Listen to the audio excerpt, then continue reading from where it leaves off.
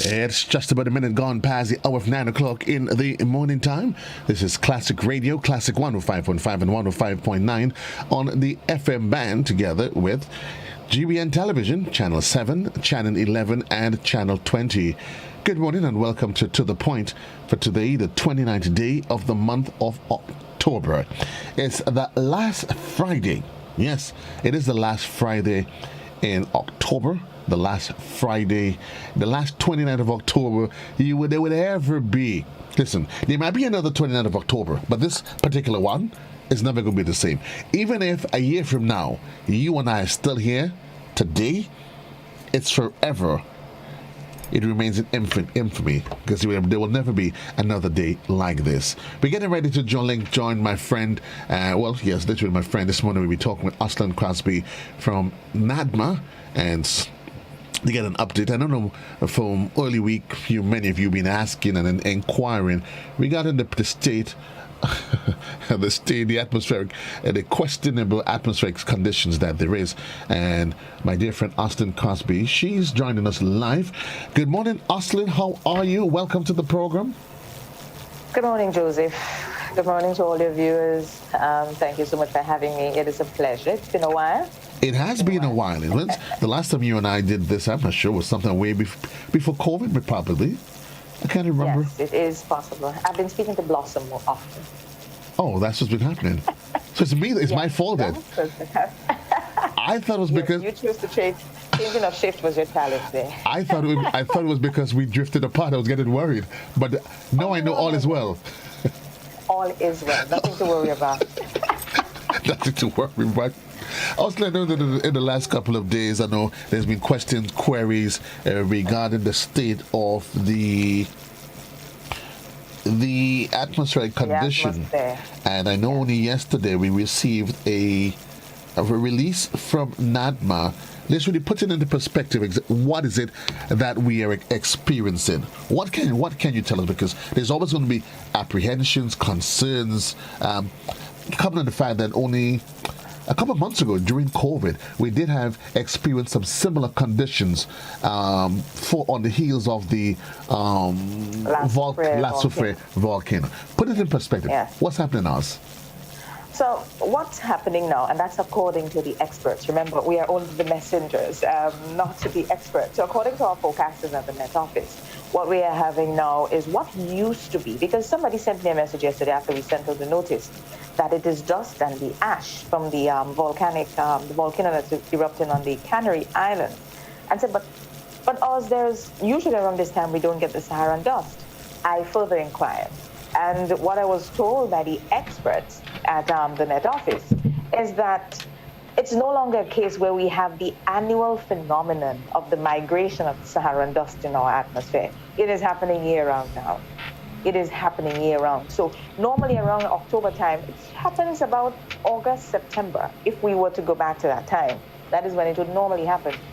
And even sometimes earlier on in the year, I think we'll get it twice. But according to our forecasters, climate change, we know, can be very controversial. But as explained to me also by the forecasters, what is considered to be climate change is that of monitoring of the climate and its changes over a 30-year period. All right? So if we're going to use that explanation, according to the changes in climate activity, that is what we are seeing now, that it is no longer a phenomenon that happens annually at a specific time or times within the year. It is now happening year-round. So we do have the Saharan dust migration within our atmosphere, and that together with the ash from that volcano that's erupting in the climate and its changes over a 30-year period, the early part of 2021, when we got up that Sunday morning and everybody's vehicles were filled with ash, and your doors, your verandas were extremely dirty, and people were very, very concerned that Sunday morning because, of course, we are in close proximity to St. Vincent, and we had La Soufrière that was having an eruption then, and we did have some ash entering our space.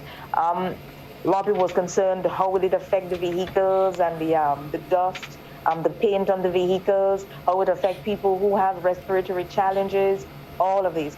And that was the reason why yesterday, before we sent out the information, the Ministry of Health contacted us at Nadma. And you know that the Ministry of Health forms part of our network, forms part of our unit, it forms part of our structure. Yeah? Right. And Dr. Sean Charles, the CMO, did call to add that tidbit on the importance of people who have respiratory challenges. So we're seeing here that network working as it should, that coordinating unit working as it should. And we have to say hats off. Mind you, we're not saying that it did not used to happen in the past. Normally, I would call if I need to send it out and get the information because we know we have to put in that concern there. So yes, it takes us back to a similar experience that of earlier on this year when we had that ash mixing with dust because of that volcano. The more dynamic part of all of this, it tells us that we're living in this global arena. And no matter how far away we may think we are, climatic conditions can affect us no matter where we think we are. Jamaica don't snow. There's no winter in Jamaica. But Right. in December, Jamaica is very cold, isn't it? Correct. The Canary Islands, are they very close to us? No, they're not. St. Vincent, we can understand. They were just a stone throw away. The Canary Islands, they are a tidbit away. They are away from us. But atmospheric conditions, the breeze has brought it down, just the same with the Saharan dust is coming all the way from the Sahara. Yes? So it's important that we are mindful of these things and not thinking that because we are so far away that we may be immune or that we have some special protective shield. We are not. And that's the reason why our message of always being prepared will always be very relevant in this this framework of disaster management. And we're going to highlight the importance of this because traditionally, even when it comes to the Atlantic hurricane season, we realize the shift and as it relates to climate change, but we're going to get to that. But how important is it, Oslyn, in the context you make reference to climate change? There's always been the question of preparedness. How does one prepare for this? And we're not going to talk. This morning, actually, I spoke with Dr. Martin. We had a really exciting segment, and literally, because you release, they point to persons with respiratory challenges. So he covered that quite nicely this morning. But preparing for these shifts as we see it in atmospheric conditions, we used to rainfall, sun is hot. We used to that. Now, we heard about the Sahara, and the Sahara seemed like, well, I have to go to Africa to experience it. That has since changed. Also, it means that our modus operandi, how we do business, our preparatory process, that also has to change. What do we do? What do we do? It goes back to some of the things that, you see, it's like when the hurricane season started, Joe, and we tell you need to ensure that you have an emergency kit. It's almost as if now we have to shift that preparatory period or those preparatory tips to not just the hurricane season but for the year, especially for the people with underlying conditions. Let us use COVID as an example, all right? Were we prepared for this? No, we were not, but we have to respond. What it does though, when these hazards affect us, while whether or not we are prepared, we will have to respond because after all, it is what survival demands in order for us to be able to be around. What do we do then? We means that we therefore need to preempt these things from happening. And that is where our climatologists and our meteorologists and our forecasters come in. They guide the process. Analyzing the data, looking at it over time, seeing the changes, they will advise.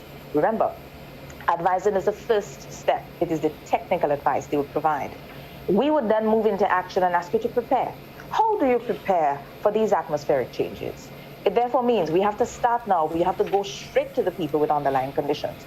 Of course, we always start with the vulnerable, and that's what it dictates in disaster management. The people who are more prone to be affected by changes or hazards, you start with them. So you know you have underlying conditions, ensure that you're always topped up on your medication. Dr. Martin, as you said, spoke extensively to this morning, so there's no reason for us to delve into this, right? And it is not my field anyway, so I would not be able to speak to it. Yes. What I can do is share the tips, ensure that your medication, you're always on top of your medication. Preempt that I may have an episode, so let us go in and nebulize, do what you need to do it early. Right. Don't wait for it to start, because you know your symptoms, know your body. That's another very important thing. It forms part of preparation. Joe, we would sit there sometimes and we say, I think a cold is coming on. I need to take something before. Yes. Oh, we know. Down. So, right. And you see, we don't recognize that we do our own proprietary things without even recognizing that it is proprietary. So it forms part of planning. So ensure that you have that. Make sure, well, now we're wearing masks, so it is even easier for us to be able to comply, and it reduces its effects on people because we must wear masks now because we're living in the times of a pandemic. So that's a plus. It is a plus. Avoid the outdoors. During the time of COVID, the Ministry of Health kept encouraging people stay inside. As much as you can, limit your movement. You see how relevant it is again? It's another respiratory challenge.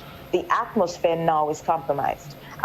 We go to Japan, or you look at videos or so from Japan, and you'll see the Japanese always wearing their masks. Why? It is because their atmosphere is not as clean as ours. Manufacturing sector and everything else that happens there. We never thought we were going to be at this stage today, but we are here. We are here. And it is what is similar to what's happening. The only thing is, in Japan, it's man-made. Here in Grenada now, it is not man-made. It's natural, but we have to work with it. So these are some of the things that we can do. Is your medication, wearing the mask, stay indoors as much as you can, but more so, and also have that very important medical personnel, your doctor, your private physician on call. If you think you're not sure, ask them, question them. Remember, that is your family physician. They will guide you. They will be able to give you all the tidbits that you need to keep you safe whenever we have these harmful particles or these compromised atmospheric conditions where you can become sick. So that is just that part. There's always the conversation about regular visits to doctors. And, you know, I would always hear people say, individuals say, listen, Bourgeois is rough times, I can't afford. But no more than ever, Oslyn, it becomes imperative that you are aware of what's happening so that you can immediate a response when the situation becomes necessary. Yes, and it will form part of your preparatory plan. Yes. When we speak about preparing for these unforeseens, that is what we mean. Your doctor must be part of that plan. Because one of the things that we heard popping up a lot during this pandemic, we hear of somebody passing, and it may have been because they contracted the virus, but many more have contracted the virus. But the underlying conditions, in some cases that they did not even know of, were the contributing factors. And it is important, it tells us that it's important that we know our bodies and also that we take care of it. It is a temple, and remember, whatever we put in is what it will give us out. So it is important. All of this forms part of what we call the health aspect of preparing of the disaster management process. We speak about lives, and once we're talking about lives, we're talking about health care. In disaster management, lives, livelihood, and property, isn't it?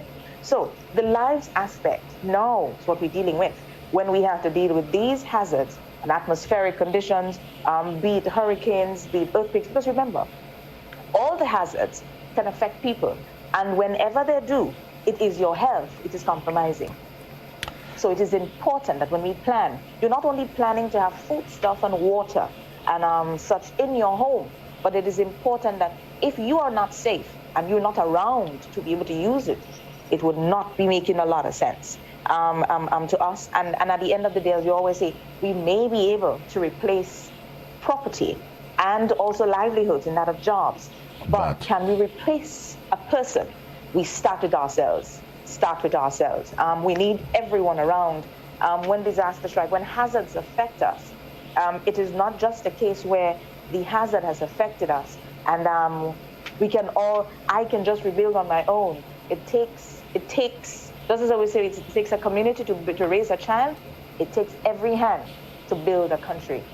So losing people, it never forms part of the plan. We know that it can be a resulting factor from being affected by a hazard. But as much as we can control, let us try to always keep ourselves safe first. And that same collaboration that goes into preparation prior to is the same preparation which has to remain a constant factor. And it also means that not just government and the stakeholders that need to have this sort of collaborative plan, but even us, your families, your neighbors. That's where living good comes in. Because the truth is, Oslyn, you just never ever know. When your neighbor's house is on fire, you just need to wet yours as well. Wet yours. And it goes back again to that statement that we always, no man is an island. None of us, we are not one. Joseph, it does not matter what color, our skins, our race, what our economic status may be. You and I were to walk down the street and we fall. Somebody else has to pick us up. No matter what we have, it will not take us there. So it is important that we are very mindful of these realistic factors that we cannot change. All we have to do is figure out how best we can live with each other, because it's not as if whatever is affecting us now, it's in the atmosphere. As they say, rain don't fall on one man's rooftop. Correct. The atmosphere right now is compromised for all of us. It's not just one set of people that's getting it. And furthermore, it's happening throughout the Caribbean. It's happening throughout the region. Yes. So we are all affected. So, and it also brings to light that multi-hazardous environment in which we now exist, which makes it even more challenging for disaster managers to work within. With the challenge, though, we will see opportunities, because the downtime, or the time, I should not say downtime because it exists, the time that we have now, when we sit down, this time, it will pass, as everything else, it will pass. And then you'd have to do your assessment, and you do continuous assessment of what's happening. And how do you fix? How do you remedy? How do we now move forward? Better informed, better prepared, and better able to respond to these when they happen, when and if they happen again. Our information channels, Oslyn, always becomes a challenge. You know, I'm not sure if it's because we've become more cognizant of or conscious of a lot of things, or if it's because now we have access to too much information and social media has literally added to the dynamics. A friend of mine called me a couple of days ago. Joe, call Nadma. What's happening with the weather? Listen, if something was happening, I would know. Trust me. Somebody sent her a WhatsApp or whatever it is, social media, a post about bad weather and whatever. I said, forward it to me. And would you imagine, when I looked at it, it was of 2018. Somebody just went in, but accidentally or otherwise, and it created a whole cycle. How important is it? And I know at Nadma, you always won against those things. We always do, and it is important, and that's the thing, yeah? Information now, access to information, has created its own hazard. It is a new hazard, and I think it is safe to identify it as such. It is a new hazard, and we have seen it with COVID. Information. There's so many information out there with the pandemic, and Joe, that information has created so much misinformation and has created such confusion. It is a similar challenge we have at NAPA, because, as you said, the information was from 2018. Every time you look at it, you hear the reviews, you recognize what's happening, you try to modify and add, just as the money. The more you print money, every time they print a new batch, then you hear new security features. Right. The more we try to modify, yes, to ensure that, and we ask people, ensure that information is authentic. Once it is either you hear me or the information will be shared by our broadcasters. As you said, and I want to say thank you to you for at least assisting, and that is where that whole coordinating and that partnership works with us at NADMA. The media forms a critical part of what we do, because while we may plan, if there's a pending system approaching and we don't have the medium to get the information out in time, at the end of the day, the expected result or response would not be the same.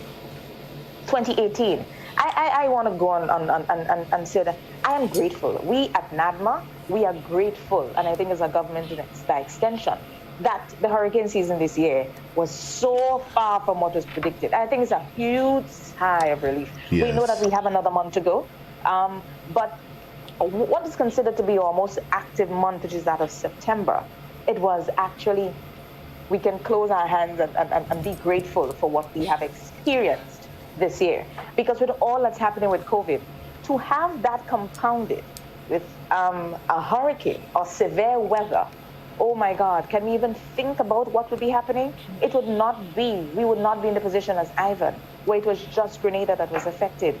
Oh, and we can count our blessings in the response and people's assistance to us. Will it be the same? No, it would not. The world, right. Everybody's in the same position now.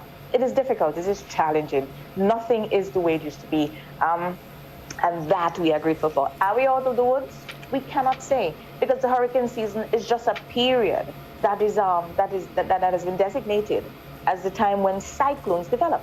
But remember, haven't we had cyclones outside of the hurricane season before? Correct, We have had in January, we have had in April, and outside of this, one of the things that we recognize is when the season concludes on November 30th, we get into that stage where the troughs and so the frontal troughs and so pop up. Remember St. Vincent a couple of years ago when we had that Christmas Day washout in St. Vincent? A number of people died. It was outside of the hurricane season. It was a frontal trough. It was a trough that brought so much water that and it took so many lives. Nobody expected it. The need of always being prepared is never irrelevant. It is always relevant, and it is one that we need to. This COVID period, this pandemic, and everything else that we know we have no control of, that still have the potential of affecting us. Can we tell that an earthquake is going to affect us? Can we tell that any of our volcanoes are monitored so we can have an idea if this were to happen? But a system, yes, we monitor that so we have an idea. But the earthquake one, and this is always my biggest concern. We can be anywhere and it happens. Do we have any? And we know that once an earthquake happens, what can happen next? We have the other hazard that can follow closely on his heels. Right. We live in an island. Most of our housing stock are on the coastline. Tsunami. Let us not forget it. That's another hazard that can affect us. Fire. Another challenge. We're seeing what's happening now with lightning, an emerging hazard that we have already started discussions on. And I want us to understand the dynamic nature of everything that happens. Safety, identifying hazards, and always being prepared, especially for those that you cannot predict. They're early onset, they just come on. And when they do, whether we like it or not, we have to respond. So it's important. It is very, very important that we are prepared. I think if we were to go back to this pandemic, and this pandemic it's realistic, it has just happened, it's current, so we can relate to it and we can always make reference to it. So when we see the kind of things, and I remember that was one of the reasons, that was one of the approach, that is one of the reasons why the government took the approach that's taken this time around, in that of, you said there will not be no lockdown, so that we try to control the panic buying. With hazards come the economic element of right. it. Panic buying costs you what you don't have at a time when you may not have it. It puts you in a deeper, it makes you may no longer be financially healthy. Where you might have had things under control. But in addition to that, it exposes you further, isn't it? It's interesting, and you keep as you continue to get deeper into the conversation about disaster management. And the critical word in there is management, not just the disaster itself, but the management component of it. And you talked about, when we got on social media, and we talked about that itself being another element that has to be managed. And that in itself can literally have some really serious implications on us in terms of how we react, when we react, and we talk about the panic buying. Yeah. In a disaster, Austin, you agree, our mental faculty has to be as sharp as ever, because it calls for immediate on responses. And it's important as we go through COVID as it is, that element of our preparation, our mental capacity being sustained, that also should become a focal point of our preparation as well. That is the reason why planning and then also exercising. You ever wondered why, as an agency, we always speak about we have a national exercise we'll be doing in simulations? That is why. When we speak to you planning simply means starting with a conversation. You may put something on paper, but let us be practical now in a family setting. There are families that are very well organized, and their plans are displayed.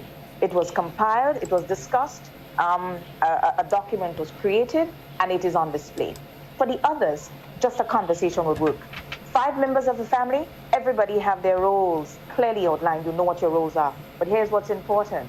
And that's the reason why in disaster management, we do that, what we call as simulations or exercises. Right. Those of you can have them best of plans, yeah? But you must exercise the plan, because when you exercise the plan, you're putting it now in a practical setting.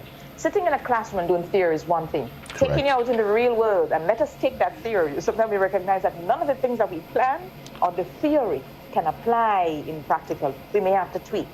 It now gives you an opportunity to think. As you rightfully said, preparing yourself mentally.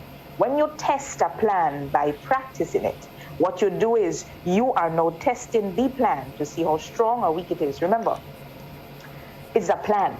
Some people say a plan is made to be broken, right? But how do you then assess the risk in that plan that you have just created if you did not put it to test? And you don't want to test it only when when it is no longer a test, when it is actually happening. You need to test the plan before it happens. It's important to do that. We speak about, because what it does is it prepares you mentally. You know what the cues are. Yeah, it is better, and what it does, it quells. You get to control the emotional aspect of it. Instead of you getting frantic, it is the first thing to do. When a dog jumps out at you, what do? You become frightened. You may run. When you run, what does it do? It chases you. Yeah. When you plan, right? You plan and you exercise. Then you say, okay, especially in the case of children, and there's a reason why we always choose our schools to exercise. Right. Because you don't want your children becoming frantic. When your children, can you imagine that children can keep their parents calm in times of trouble? It's true. We ever wonder why some of them go back, are the ones, especially in the case of fires, that will go back inside of a burning house to try to retrieve something?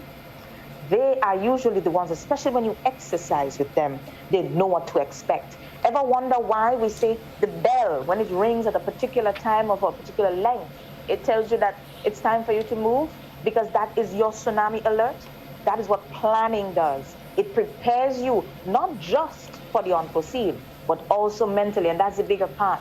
Because if you are not in control of your head, we do things that we're not supposed to do. And it is panic buying is one of that reaction. It is a reaction. It is not control. It is, you're panicking, you're frightened. Oh my God, because now you're thinking about everything that will go wrong. Not necessarily all the things that you should be doing at the time. It is the same reason why you do fire drills. And the fire department insists that we do fire drills. When should I pass if there's a fire in the building? When your room is filled with smoke, where should I go first? What are my exits? And these are the things that I want. And that I always say, it is my dream that we as a nation can get to the stage where it forms part of what we call our housekeeping matters. In our workplaces, when we go to our shows, everything. Working in disaster management is one of the alerts, it is one of the awareness it has brought me. I return to a room, the first thing I start looking for are my exits. If something were to happen, how will I be getting out of this building, especially if the building is huge? Right. It's important. Because remember, you know that you don't use elevators, you have to use the stairs. What's the size of the staircase? Is there a chance that I may slide, I may fall? You have to now think of all of these things. That is what disaster management, and you're right, Joseph, when we speak about the management aspect, it is a reason why, and I think that's the thing. Sometimes we see it make a plan, but we don't explain to you what a plan does, yeah? So we will continue to modify our messaging, but that is what a plan does. It just does not tell you that, okay, so you're running, but you need to know why you're running and where you're running to, where you should stay when you get out of the building, if it is a case like that. Also, when we speak of the pandemic, the response, that is one of the things that management and planning will do. And I will continue to encourage exercising, as that is important. How do we exercise for a pandemic? The Ministry of Health can do that one. And it is one because it falls, and that's the reason why the Ministry of Health now is our lead expert in this hazard. When we're talking hurricanes, you know that's the reason why we go to Met.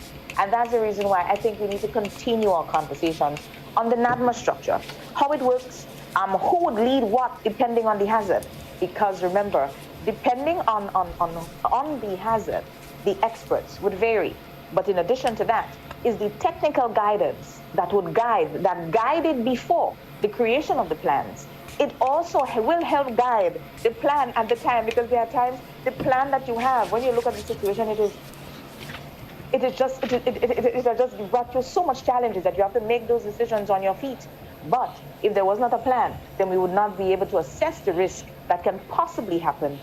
It is better to sit down and know what 1, 2, 3, 4, 5 possible risks are than not knowing one. And then we're standing there and we like fish out our water, as we say colloquially. Fish out our water and we don't know what to do.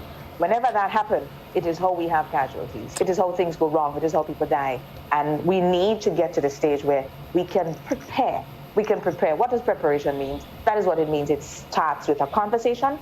So the plan starts with a conversation. You may get to the point where you detail. You assign duties. Right. You exercise in times when you don't have anything happening. And then, of course, it means that when the real thing is here, that everybody knows what they have to do, and we have just increased our chances of surviving whatever hazard it is that's affecting us at the time. Indeed, is the office, and Nadma always says that it's not about you don't have control over the event as it is. What you do have control over is what happens in the aftermath, your response to it. We want to talk before you run though about hurricane season, but because we don't want it to get lost in the back of people's mind. But we do have to take a quick commercial break. 29 minutes onto the hour. My guest this morning, Oslyn Crosby, Nadma's Public Relations Officer. Quick commercial break. And we'll be right back right here on Classic.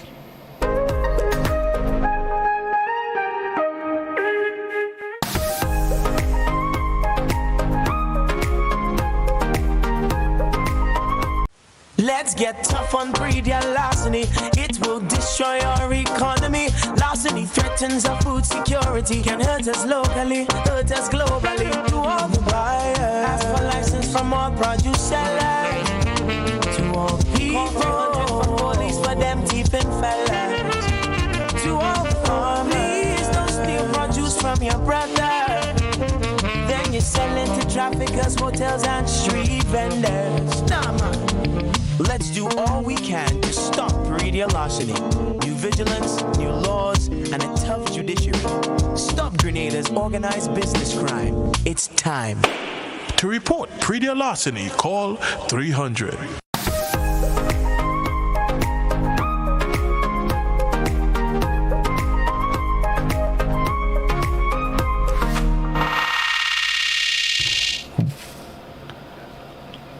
Welcome back to The Point for today, the 29th day of the month of October.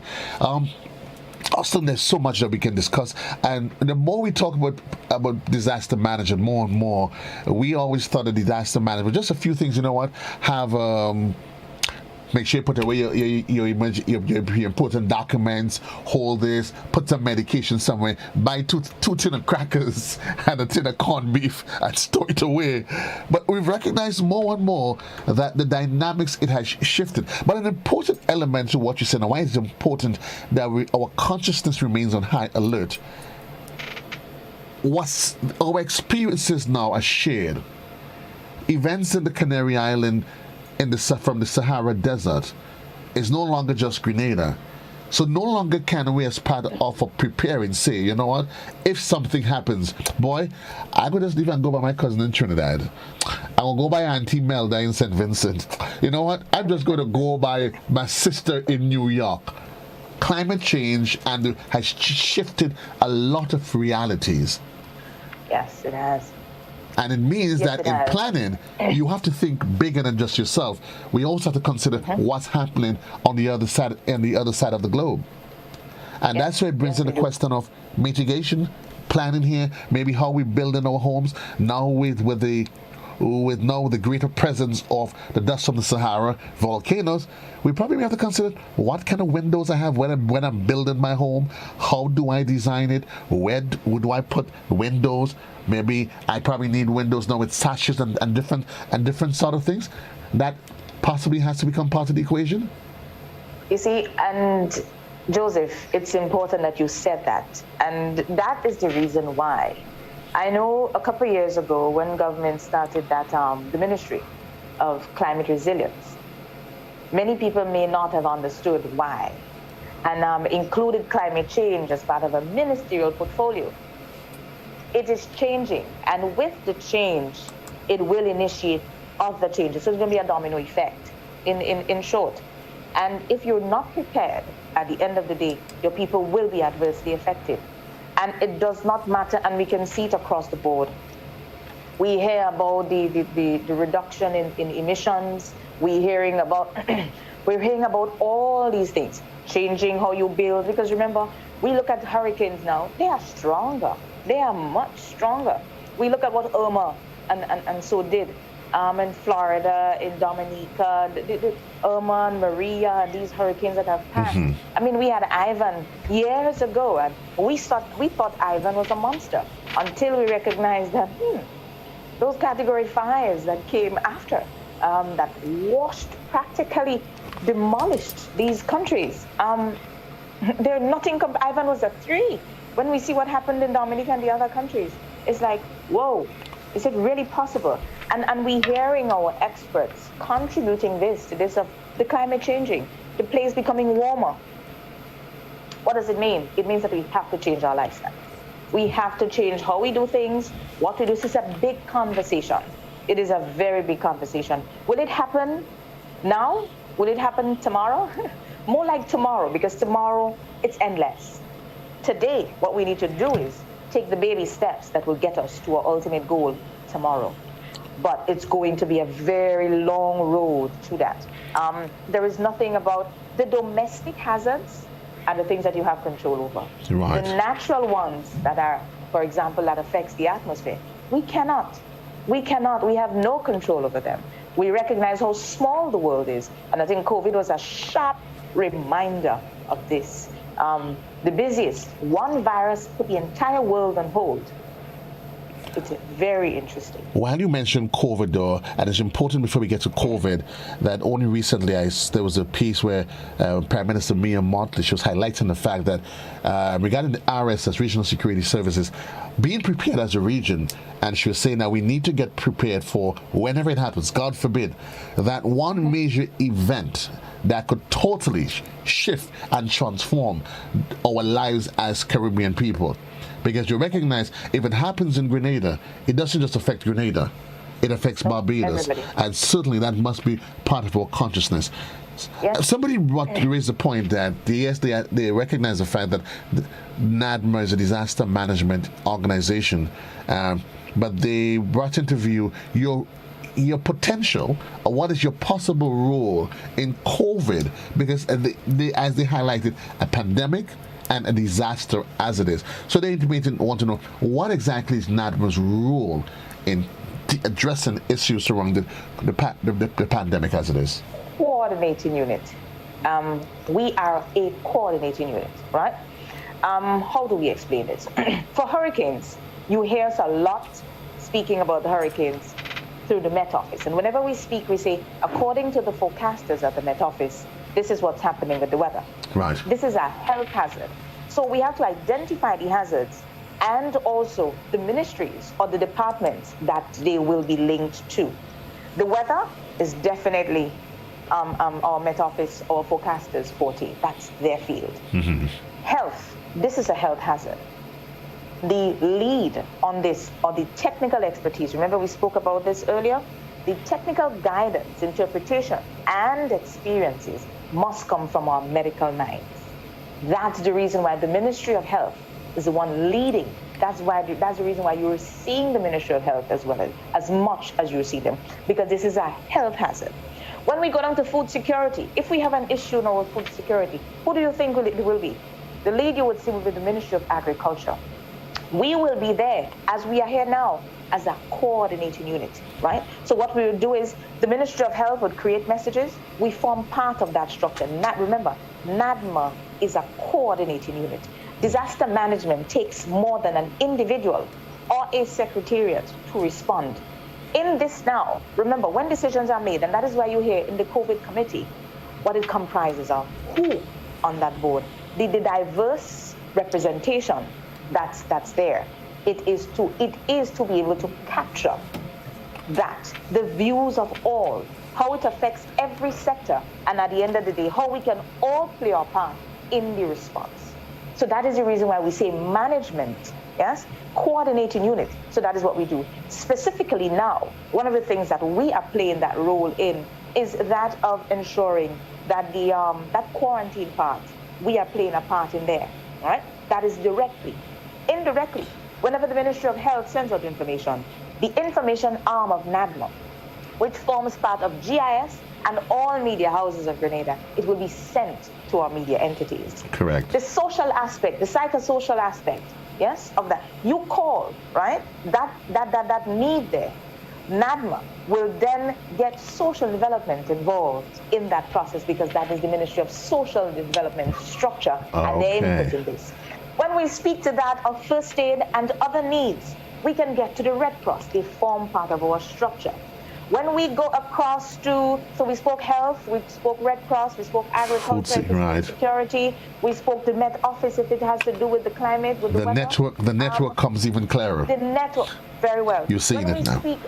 When we speak of foreign nationals on base, we're speaking of our consulates. The Ministry of Foreign Affairs will be our contact, to then contact the U.S. Embassy, the English ambassador. When we speak of, when we sit here and we see the issues with our students in Cuba, our ambassador, through foreign affairs. So Nadma just needs to, what we do is we work. Who is the, and it leads us now to ask, who is Nadma? That's why we say Nadma is not the secretariat on the hill. 13 people cannot mount a national response. Right. Though it takes a nation, it's a national response to deal with a national crisis. We are now, yes, COVID, I think, can be considered a disaster. We have lost people. We have lost people. The hazard is that of a health hazard. So you would see health. But what are we doing? That is what we're doing on the back end. So every time you hear a press conference and it goes live on GIS, it's a part. GIS is the head of the public education and communication element of Nadma. Right. When we speak of we have the NTRC that forms part of another communication element so public education speaks with media. Communication speaks with NTRC.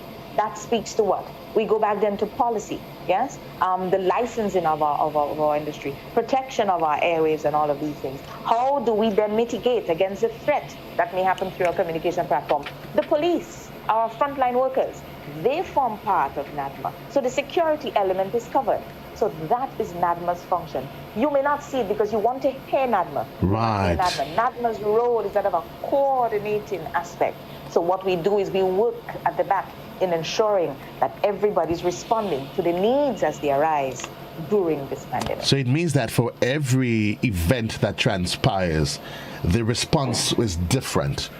So you may play a frontal, if it's the case, it's a hurricane, and people need, let's say, immediate temporary housing stock. You will see that, but whether or not it's a hurricane shelters, but based on what is needed, now.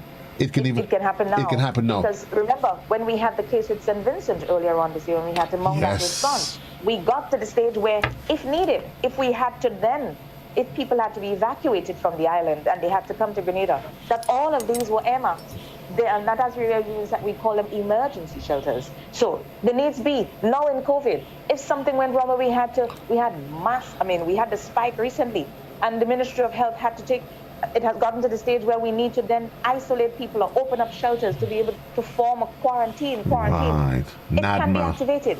So that is the reason why we see. And remember, our shelters falls under the Ministry of Education because most of our shelters are schools. So do we see now how all the departments, institutions, other elements of this come together? SGU forms part of the NADMA construct. So. And it is important that we explain this because I know a lot of people have been asking. Yes. They have been asking, and that is what has been happening. The nature, the hazard dictates who is the lead or who provides the technical expertise in there. I guess, as you said, schools, it really kind of hits you. So I'm assuming that our numbers continue to rise. Then the question of, let's assume you have to make temporary shelters. The schools then comes into play. NADMA would do the coordinating, and they would say to the Ministry of Education, well, listen, we need the schools to use as temporary shelters for individuals. It means, therefore, this Monday would have been a no-no. And I'm assuming NADMA would have been part of that process just the same. Okay. The NEAC, when we speak about NEAC, the National Emergency Advisory Council, that is NEAC. That is Health, education, agriculture, foreign affairs, everybody, all government departments and other essentials. Let us not forget Grenlec. Let us not forget our telecommunications entity. Let us not forget SGU. They all form part. The private sector is part of NEAC. Representation there, the police. Everybody is represented on that body. We have the Engineering Association. When we speak to the Statistic Department in that of damage needs assessment, it all forms part because remember, as it relates to, we always speak of the pending threat, the hazard coming, during, but what happens after? The process is comprehensive. Management involves before, during, and after. So it therefore means that partnership, if there is not a coordinating unit, how do we get it all? How do we then convene meetings where we have a comprehensive look and assessment of what's happening so that we can make the right decisions, where we can get the right responses and results? So that is what it takes. It's a lot, and that's the reason why whenever you hear of approaching systems, there's always, you hear of an emergency meeting, MEAP meeting, and remember, it's an advisory body. The body then proposes recommendations to the cabinet, who then sanction the decisions, because remember, it's coming, so your technical minds, right, what form the NEAP body, and then tabled to our policymakers, who then enact. They will now sanction the decisions, and then we start to respond. It's a process that happens very quickly, though, so people don't understand how it happens. And Joseph, and I'm happy that we start this now. It's just about November, so it means that come 2022, we need to delve into who we are, what we do, how we do it, how the processes function, how the procedures work, where we move, how we move from here to over there. It's just as how information moves from your brain to your mouth. It happens at speed of lightning, very, very quickly. Correct. When we speak, but at the end of the day, if we don't prepare, we will have nothing to say. Well, talking about preparing and talking about impending disasters, for you cricket fan, allow me to interject that Bangladesh, well, that gave a grand chase. So remember back Oslyn, West Indies, they made 142 for 7. Bangladesh at present, they need 10 runs from 4 balls. Talk about a pending disaster. If West Indies loses, they're coming home. that's a disaster. That one seems to be waiting to happen. That's a disaster, possibly. We'll see how that one transpires. Let's just take the next few minutes. Atlantic hurricane season. Just remind folks that they need, again, in the context of being prepared, do not let their guards down. And I'll let you go. Yes. And I know it is COVID, and it's a time when most people are not thinking about hurricane season, but I should not say that, Joseph, because whenever the rain starts falling, somebody's going to put up a post on Facebook, yes. Where is Nadma? Or they will send me a message. Also, where is Nadma? And I would be like, okay, I understand. If it's one thing I'm going to take away from this, is that we have just become very conscious and mindful. We are very aware of what's happening now with the weather, and we appreciate that part. What we wanted to do is always be prepared. Remember, though COVID may be here, COVID in no way can stop a hurricane. They are two natural elements, yes, but in their own, in their respective places, but they can all happen together. It's important that we continue to remind ourselves that it's important to be prepared. We don't know when anything can or will happen, but what we can do is be prepared for it all the time. I think COVID helped us in the preparation for hurricane, because most people, when they go to the supermarket now, because of what we thought was going to be a pending lockdown, we did shop, and we have things at home, especially when we had the lockdown weekends, and so people will go and ensure that you have enough stuff at home. Right. So we're hoping that the COVID experience has helped people in better planning and moving forward and being prepared for these hazards that can affect us at any time. In the case of hurricanes, I always say that we are fortunate because we can tell that it's coming. We can see them. They don't just pop up and disappear. But it's important still that we start the conversation on preparedness, on safety, and what it will really take to ensure that we protect lives. I want us to stick to lives. As policymakers, then we have to delve into livelihoods and property. But remember, with life, once you think in life, the others would automatically fall in line, because you'll be thinking, now, how do I prepare home, I will then prepare work, which is your livelihood. And then property, remember, it forms part of your hard work. They are all in line.